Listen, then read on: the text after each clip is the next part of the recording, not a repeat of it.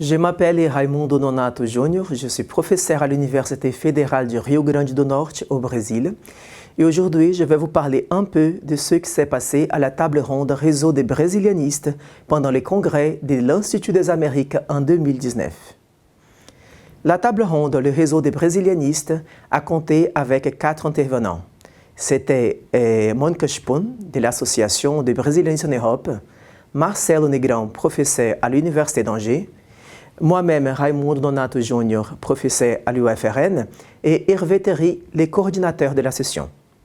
Cette table ronde a eu pour question centrale penser quels sont les grands défis pour parler du Brésil à l'extérieur. Parler d'un pays, c'est toujours difficile, même à l'intérieur. Et à l'extérieur, certainement, il y a d'autres éléments qui s'ajoutent à cette problématique. Pour penser cela, la table ronde a commencé pour discuter un peu sur les problématiques du Brésil contemporain, les changements politiques, la diversité sociale et la pluralité culturelle. Plus que ça, la table ronde a avancé vers quelques questions sur le brésilianisme en Europe. Ça veut dire, si ce n'est pas facile de parler du Brésil à l'intérieur, en Europe c'est encore plus difficile à partir de quelques éléments qui ont été posés par les intervenants. Et il y a la question des publications. Les publications en Europe sur le Brésil ne sont pas encore assez nombreuses et Mônica Spoon a évoqué l'importance de ces publications pour créer un réseau plus solide. Elle nous a parlé par exemple de la revue Brésil, avec un S, Brésil au pluriel, qui remet à plusieurs défis sur le Brésil qui sont publiés en français. Sébastien Velu nous a aussi évoqué la nécessité d'analyser le Brésil dans le contexte de l'Amérique latine. Ça veut dire que c'est très habituel de voir des analyses sur le Brésil comme un pays, mais pas dans son ensemble d'intégration avec les continents. Alors ça, c'est un grand défi et c'est possible de le défraîchir si nous pensons à quelques stratégies, comme les études comparées, comme les recherches en partenariat, et aussi sur une curiosité des thèmes transversaux sur l'Amérique latine et le Brésil. Et Marcelo Negrão nous a présenté quelques recherches comparatives entre le Brésil et la France, nous a évoqué des travaux qui ont été faits dans les deux pays et nous a montré que entre le Brésil et la France, il y a aussi les challenges de la méthode, de trouver des méthodes communes, des discours comparatifs communs. Et une question qui a été posée pendant toute la table ronde par les intervenants est le fait que le brésilianisme en Europe, c'est encore un archipel et qu'il faut le mettre en relation. Pour que ces relations soient créées, Mônica nous a évoqué à propos des rencontres des Européens qui font leurs études sur le Brésil. Et ça devient de plus en plus solide dans les dernières années et c'est une des stratégies pour penser les problématiques brésiliennes contemporaines.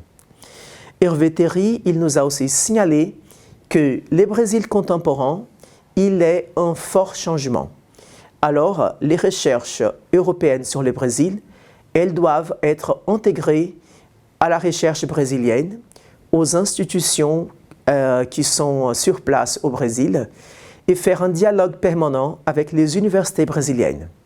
C'est ce dialogue qui permettra que les études brésilianistes soient tout le temps en contact avec la réalité et avec les changements rapides du pays. À la fin, la table ronde nous a signalé 5 questions fondamentales qui doivent être pensées sur le Brésil contemporain.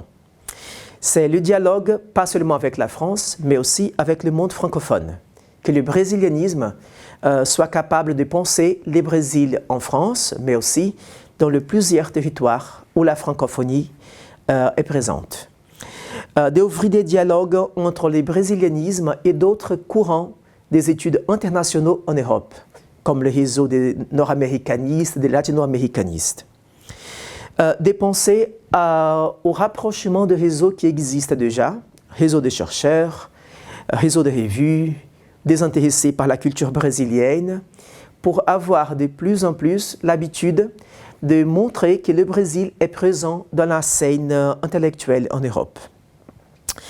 la nécessité de penser des relations plus solides avec les chercheurs brésiliens, les relations avec les universités brésiliennes et des accords de coopération plus stables et qu'ils soient toujours plus proches de penser l'étude des Amériques d'une forme intégrée, d'une manière intégrale. Et enfin, analyser le Brésil dans un contexte politique territorial majeur dans lequel il faut penser l'Amérique latine et aussi la géopolitique du monde. Penser le brésilianisme alors évoque des questions sur penser le monde hors les frontières. Et ça, c'est toujours un métier pour les géographes, un métier pour les sociologues et pour les sciences humaines et sociales en général, ce qui a été un fort point de notre table ronde. Sur le congrès de l'Amérique latine, le Brésil sera toujours un point important. Il doit être présent dans nos débats dans l'avenir. Alors, pour finir, nous nous rappelons de ce que nous a dit Hervé Théry, le coordinateur de la table ronde, que le Brésil n'est pas un pays pour les amateurs. Alors, ça veut dire que c'est un pays auquel la géographie est complexe et nous avons besoin de penser les liens d'intégration entre les problématiques d'hier et d'aujourd'hui. Alors, il y a un côté historique extrêmement fort dans les études brésilianistes. Il y a le rôle de l'art et de la littérature, qui est un fort point d'intégration entre les cultures francophones et lusophones. Et il y a aussi les nouveaux réseaux scientifiques liés à la technologie, à la science et à l'intérêt pour les points communs, la démocratie et les droits humains dans les Amériques.